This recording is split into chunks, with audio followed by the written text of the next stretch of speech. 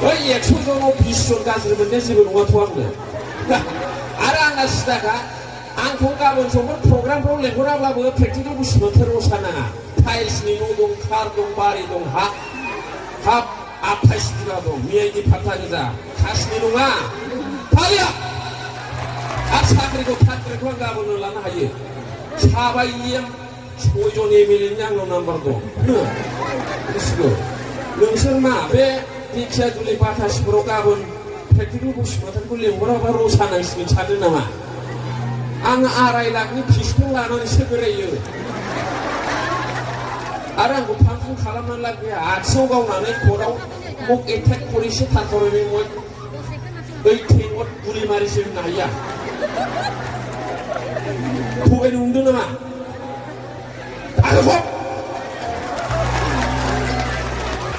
आंथ' अनेक गोजान गसाइगाव क'क्राझारनिफ्राय फैनाय नोंथांमोननियाव राभा बिदा फंबायफोर दंना गैया गैया बिराद खम ना राभा गैया राभाफ्रा मानो आफासि बाइक सालाया बेखौ आं खोन्थालांनो नागिरदोंमोन आरोखि ओइ आफासि बाइक दंना गैया दिखियाजुलियावलाय आफासिखौ बै कब्राफ्रा बांसिन सालायो CRPF-निफ्राय माबा आपग्रेड जानाय प्रम'सन मोननाय कब्रा बिथांमोना सालायो नंगौ नाङा कब्राफ्रा आफासि नङाला सालाया डेन्जार बुस्थु सालाया आफासि बाइकआव अनेक सेसिसनि पावार थायो ओरैनो जा सिरि आंखौ रागा जोंनाय गोजा नामा ओइ खावसे रागा जोंबाबो जेबो नङाथ' आं दाबे नंगौ नाङा ओइ आं रसा नाङा खावसे रागा जोंबाबो सिदा खोथाखौ आं बुंखायो हा मा होनदों हा बेटा खनसे ओइ जौ लोंबोखायाखै दा हा लोंदोंबा एसे थाथ' र' लोंनाया माने नेनो हायो लोङैयासो नेनो हाया आं बेखौ मिथिगौ I have experience about this बिदि मा खालामनो र' आरे आं आफासिनि खोथाखौनो फोजोबाखै राभाफ्रा मानो आफासि बाइक सालाया बेखौबो गोसोआव ला थांनानै थानायाव माइरं एसे बुरजा नाङाथ' 12 मन माइरंआनो 12 मास जाजायो नंगौ नाङा बेफोर दा ओंखायनो थांनानै थानायाव जोंनो नलेजसो नांगौ जायनाव नलेज गैया बे रसा नांबाय नंगौ नाङा ओंखायनो आं बुंदों आफासि बाइकखौ राभाफ्रा मानो सालाया माने राभा भाषानि आफासि होननाया हारसिङैनो थै होननाय जायो आरोखि आयौ बे बाइकखौ माबोरै हारसिङै सालायनानै थैनांगौ होननानै मालाबाबो जिबनाव राभाफ्रा आफासि बाइकखौ बायाबो सालायाबो आरोखि नंगौना नङा नोंसोर राभा मानसिनाव सोंनानै टेस्ट नायनाय आरोखि आच्छा गानखौ खनथारनांगौबा आं गान खननोसै खिन्थु आं बेखौबो बुंखायो आं भकेल सारेगामा लानाय मानसिबो नङा आंनि गान खननाया माने सिमाङाव मोननायसो आरोखि फालिया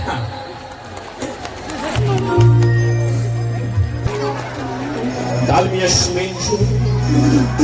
Amia Simenjo, Black Tiger Simenjo, Pastala Building, Kusadala Naibadi,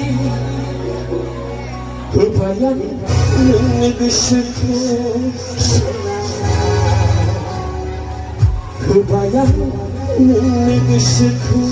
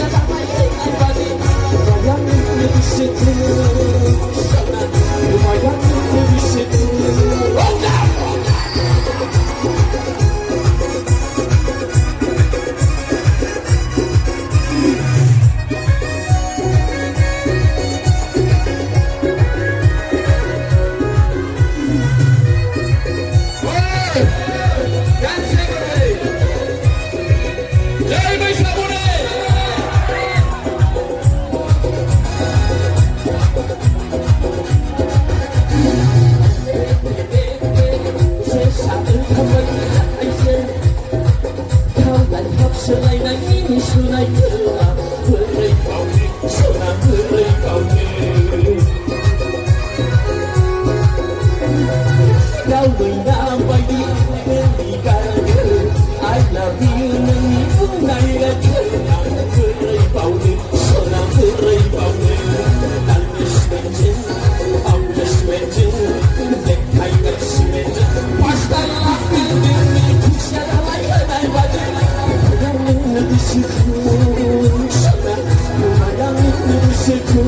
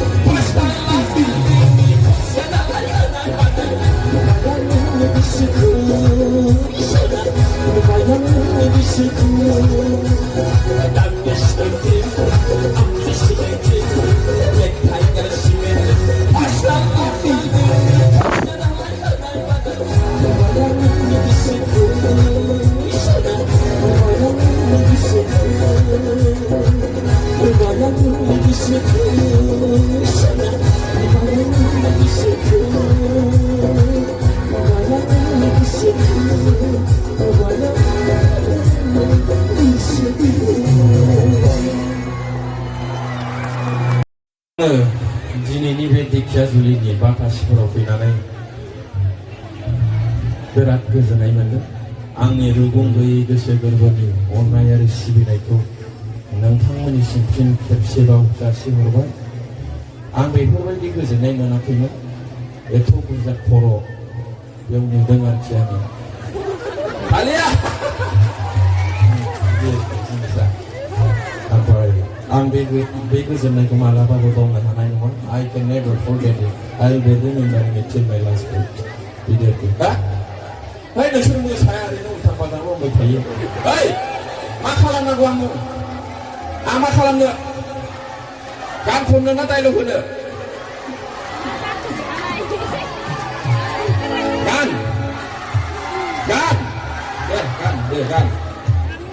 गान दे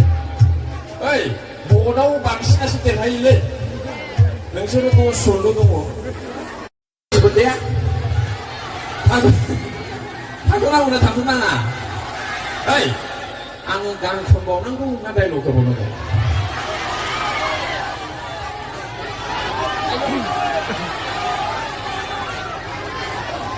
ओइ डायलग ना डायलग ससे 1 second just for 1 minute please wait a minute नै बिमाफोर दङ माने बयनोबो जाहोनांगोन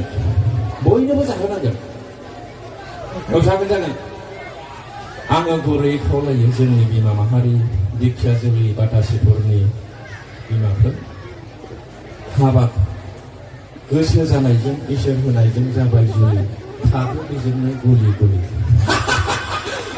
मानो खारबावो गुबुन हौवाजों आं बिराद दुखु मोनो इसोर होनायजों गोसो जानायजों जाबाय जुलि बेजोंनो थादो गुलि ओइ बरानो मोनथेथ' नाङा डायलगा होगासिनो दंना नंगौ नाङा आं जा दुखु मोनो बेफोर सानफ्रामबो निउस चेनेलाव नुयो उमुक लागोनि उमुक जिल्लानि उमुकनि हिन्जावा उन्दै 6-7 बोसोर गथ' जानायखौ गारनानै उमुक हौवाजों खारबायनो आं जा दुखु मोनो आयो ओइ नंगौ नाङा आं जा दुखु मोनो ओंखायनो आं खावलायो बिदि दा खालामसै ओमफ्राय जुदि खारनो सक दंथारोमोनब्ला हाबानि साननै सानथाम उनाव खारजायोमोन ना नङा होमबा फिसाइखौ मिथिनोथ' एथ' दिन नाङाना मानो औ मानो 6-7 बोसोर 10 बोसोर जाखानाय 15 बोसोर जाखानाय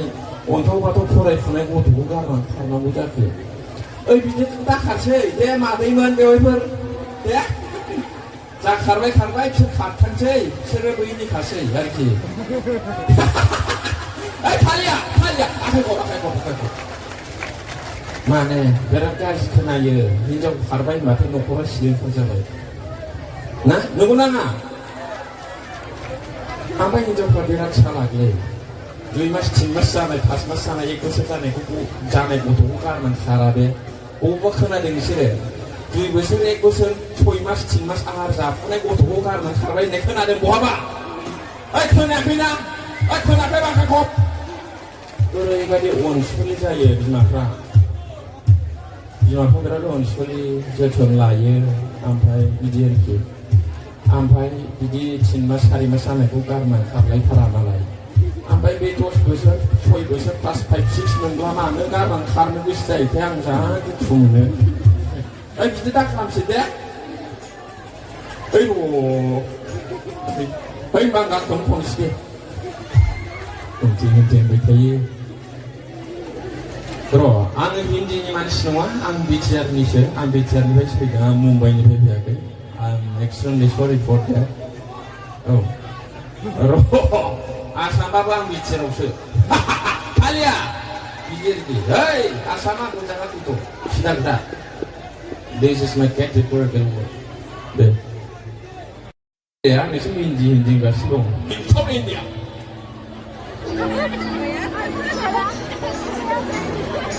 नंगौ नामा मा आं बारा बुंदों नामा हालिया दिस इज बड'लेण्ड बर'सलेण्ड बर'फोरनि रायजो बर'फोरनि हा आं बर'नि बुंगोन आं गुबुन मेथाइखौ 8 सिलाखौ होयोब्लाबो आं खना बरिया आखाइ खबनानै रायजोफोर या India ka number 1 body spray for saranani modomful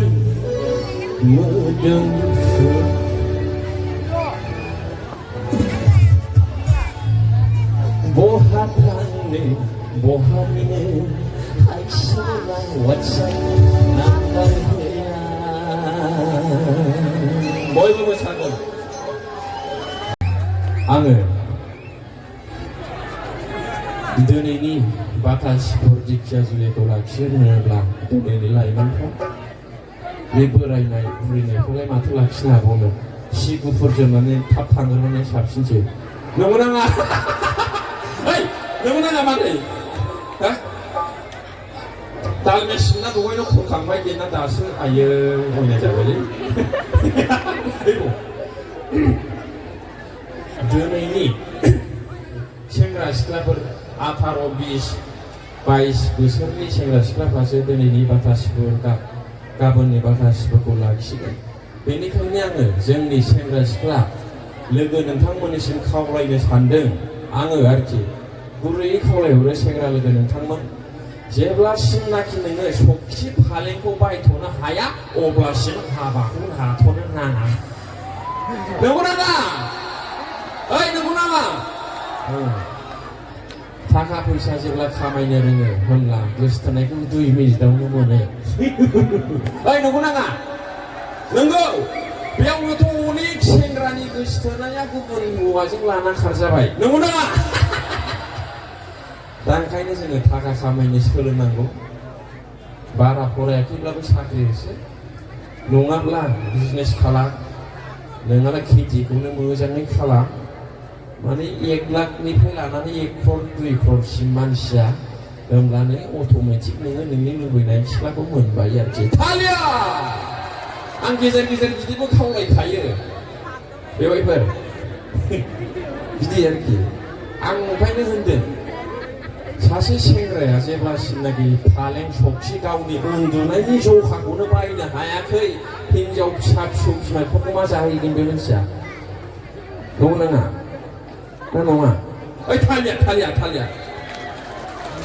दा ओंखायनो आं खावलायदों मोनसे घटना जादों जोंनि गामि खाथियाव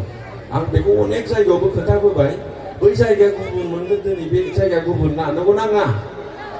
रावबोथ' नुस'नाङा आं बे खोथाखौ खोन्थानोसै आरोखि माने सिख्लानि बिमा बिफाया सानैबो मिस्ट्रेस मास्टार बिफाया 80,000 मोनो बिमाया 35,000 मोनो हौवाया बिराद हेन्डसाम ओरैबायदि हेन्डसाम मोखाङाव जेबो दाग गैया बडि फिगार एखेबारे क्लियार मास्टारनि फिसाजोआथ' फाग्लि जाबायना बेखौ नुनानै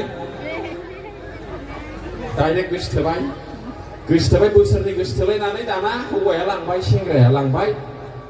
नालाय सेंग्रायाथ' बेखार जेबो मावा थालिया दाना मास्टारा लायफिननो थांबाय फिसाजोखौ लायफिननो थांनायाव फिसाजोआ बुंहरबाय जै आं न'आव थांफिनबाय थैबाय होनबाय मास्टाराथ' साला गियानि फरायनाय मानसि आयौ अन्थाव बाथाव एसे मोजां महर गोसा फिसाखौ आं मानो खोमाना लानो थैहोनो लाथोंसै बिमा होननानै बिराद आरोखि हिनजावखौ लानानै थालिया ओइ सोरबा बिदियावबो मोनगनाय दं दै हौवाफ्रा खिन्थु थैजांखिनायाव आरोखि मास्टारनि फिसाजोखौ मोन्दों होननानै बांद्राय दुगा दाजा आरोखि मोनफ्लांदोंसो नोङो ओइ नंगौ नाङा नंगौ माखायथ' दानिया लाबोबाय सेंग्राया हाबा लाबाय मास्टारनि फिसाजोखौ हाबा लाबाय हाबानि उनाव मा फैयोमोनलाय फिसौनाव आथिमंगल नंगौ नाङा ओइ दाउला खासि लानानै फैयोना बेखौ मा होनो दिखिया जुलियावलाय आठमंगल फैबाय दाउला खासि लानानै फिसौनाव औ दे जेखि बुस्थुखौ लाबोदो बिहाव नालाय अनगोनबो ओइ सोरबा गावनि असे बिमा बिफाखौनो नाया बिखुनजोनो मुलि दौहैग्राबो मानसि दं दे ओरैबादि जाथार मानसि थायो साला गावनि बिमा बिफा असेखौनो डक्टरनाव लाना मुलि जाहोआ बे हिनजावनि बिमा बिफा गावनि बिहाव बिखुनजोनो लोमजाबा मुलि दौहैलायो साला आरामफोर एम्फौलायाव अरनानै थैनांगौ बे मानसिया साला आंनिब्ला ओइ थालिया ओइ नङा सानबावबाय बिसोरो नंगौ नाङा गावनि असे बिमा बिफा गाव जोनोम होदों आयै 9 मास लादों गावखौ बिमाया बेखौनो लोमजाबा नाया बे मानसियानो गावनि 25 बोसोर उनावसो बिहाव बिखुनजो मोनदों बे मानसिखौसो डक्टराव लांनानै मुलि दौहैनानै होयो हस्पिटालाव नैबे प्रेक्टिकेलनि मेगन थाइनाया दा नुनाय आइफ्रुट दङ गसाइगाव हस्पिटालाव सौजोबनोसै नामा सानखादों आं मानसिखौ जोबनायाव आंना बिखुनजोनि लोमजानो फैसा फैयाखिसै प्रेक्टिकेल दंब्ला 3,000 हरथ'दो होनबाय आंनाव गैयालै आथोनाबो गैया होनदां रागा जोंनानै थालिया साला बिदि मुरखुर मानसिनाव फैसा हरथ'नो बे समाव आंना 1.5 लाख दंखायो एकाउन्टआव बिमा बिफा असेखौ नाया बिहाव बिखुनजोनोबा मुलि दौग्रा सारेनाबो हराखैलाय बेनो थालिया ओइ नै बे मेगन थाइनायानो एखेबारे फुटथारा आंना ओमफ्राय आं बिदि आरोखि जिनिसा ओइ बिदि जाना ओमफ्राय मास्टार नालाय बियो मास्टार मिस्ट्रेसनि सम्पर्कआथ' अनेक गिदिर ना बिसिनि निमन्त्रन थाखा होनाय आथिमंगलायाव 4 लाख मोनलांबाय बिजामादैया बेखारब्लाबो थालिया ओइ माहाजोन हिनजावखौ ओरैनो हास्थायाथ' सेंग्राफ्रा नंगौ नाङा एसे मोननोसो लुबैनानैसो हास्थायो ओइ थालिया 4 लाख मोनबाय निमन्त्रन थाखाया बिहावाबो बिजामादै सासेल' नालाय मोनग्रोनाय 90,000नि फालें हरफाबाय रायजोफोर 90,000 थालिया ओइ फालें होनो ना मा होनोमोनलाय बेखौ फालेंआनो होनो ना बै आठमंगलाव जे हरफायो 90,000नि सिगुननि सक मुस बानायनानै हरबाय बिहावा ओमफ्राय बेजों लोगोसे 7 इंसि 8 इंसि जानाय लेपटप हरफाबाय रायजोफोर बिजामादैनो ओइ थालिया दाना थांबाय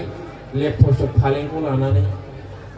4 लाख फैसाखौ लानानै बिजामादैया फिसाजोखौ लानानै आथिमंगलनिफ्राय थांबाय 3 बोसोर रायजाबाय बोसोरसेयाव सासे फिसाजो उन्दै मोनबाय आरोखि ओमफ्राय 1.5 बोसोर हाबबाय गोदान सोदाथ' नांलायाना 난 बेवाइफोरा गोदान सोदारावनो गोगोम नांलायदोंमोन नामा नांलाया हिनजावफ्रा हौवाफ्रा मालाबाबो गोदान सोदाराव नांलाया नांगौबा खिनायावबो आधा घन्टा नेगोन बे हौवाया हिनजावा ओइ थालिया नंगौ नांलाया फिसाजो सासे मोनबाय 1 बोसोर हाबबाय मा जाखो इदिनखालि एकथा हर रायजोफोर दाबो एकथा जाथ'वाखै दै दाबो एकथा जाथ'वाखै फनखौ नाय मबाइलखौ नाय एकथा हर हिनजावा बुंबाय मास्टारनि फिसाजोआ बे फालेङाबो आं लाबोफानायसो होनबाय आरोखि बे लेपटपआबो आं लाबोफानायसो होनबा एकथा हराव बिदि होनजायो रायजोफोर उन्दुफुनाय सम होनजायो नामा होनजायाबा आखाइखौ हौवाया बेस्रा लाजिनानै बारान्दायावसो बस्था बनानै उन्दुबाय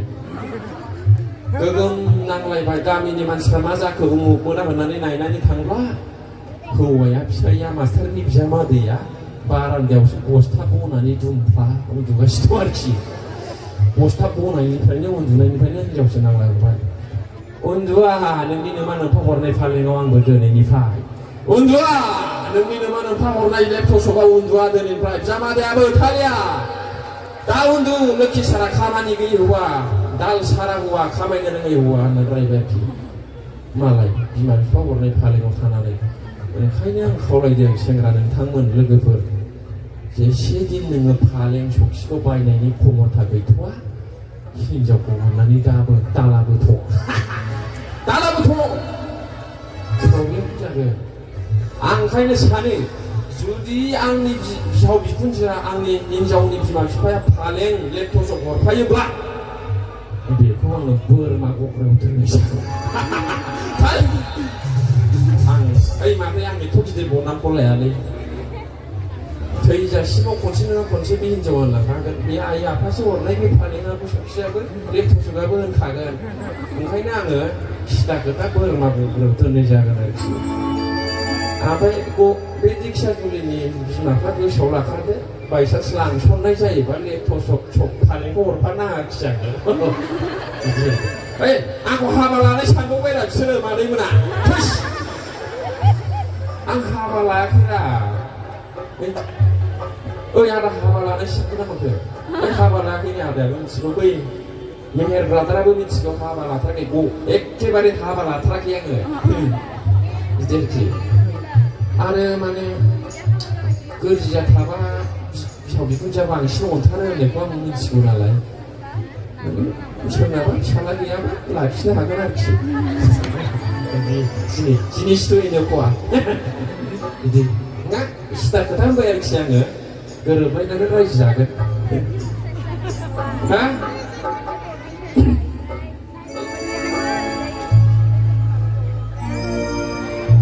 आंनि सासे लोगो बियो MA BA पास जाबाय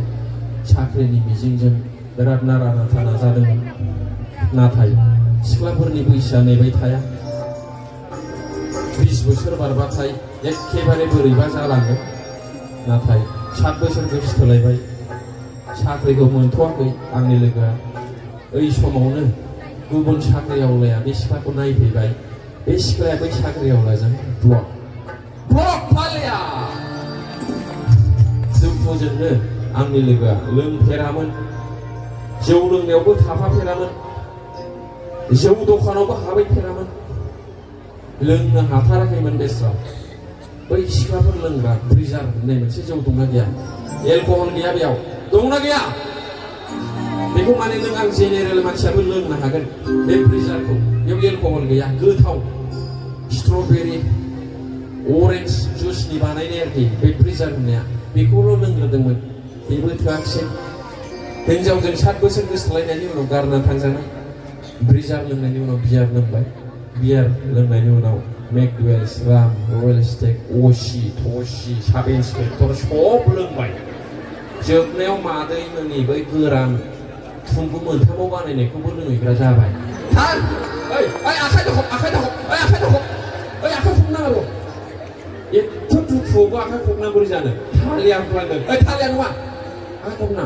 रावबो आखाइ खबनांगौ र' प्लिज आखाइ खबनाङा बिदि दुखुआव दुखुआव आखाइ दाखब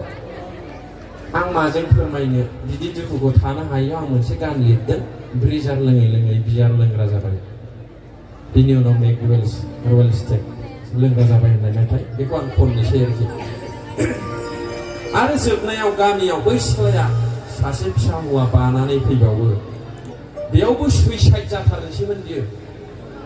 जोङो ज' मोजाङै बुजायबाय आरोखि माने मास्टार साख्रि आवलाजों हाबा जाहैबाय नालाय बोसोरनै उनाव बै सिख्लाया सिफुङाव फिसा लानानै मास्टारजों एल्ट' 800 काराव फैदों गामिनि दखानाव खुरखुरै लेस लादों बेखौ बोरै दान मैखौ बुरबगा थैनोसै सुइसाइड जानानै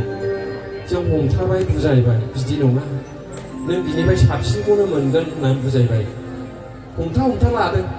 दाबो दङ बेस्रा थैथ'वाखै थैनाय नंला बियो ब्रिजार लोङै लोङै बियार लोंग्रा जाबाय बियार लोङै लोङै मेकटुवेल्स रयेल स्टेक गोरानबो लोंग्रा जाबाय सना नोंखौ गोसोखाङै केमटा बयखौबो खुलुमबाय आङो दिखियाजुलिनि बाथासिखौ फैनानै जोबोद गोजोननाय मोन्दों बे गोजोननायखौ माब्लाबाबो बावनाय नङा आरो नोंथांमोननि आंखौ हामलायनानै लिरहोनायाव आंहा बिराद गोजोननाय मोनसिनदों बिनि थाखायनो आंनि गोसो गोरबोनि अननाय आरो मोजां मोननायखौ नोंथांमोननि हालामाव आं गालांबाय मिजिंथियो आंबो हिन्जावखौ बे बाथासिखौ दिखियाजुलिनिफ्रायनो मोनलांगोन होननानै बयखौबो खुलुमबाय फंबाय प्रेक्टिकेल बोसोननाय जोंनि हांख्रायनाय लेखा बिथाङा जोंनि गेजेराव नुजाथिफैनानै जा एसे सम होबाय बानगोना रायजो राजाखौ रंजाहोबाय बेनि थाखाय बिथांनिसिम रोजा साबायखर थाबाय दायो बिथाङा बिदाय लाबाय होमब्लाबो दायो नोंथांमोना थांथ'नो नाङा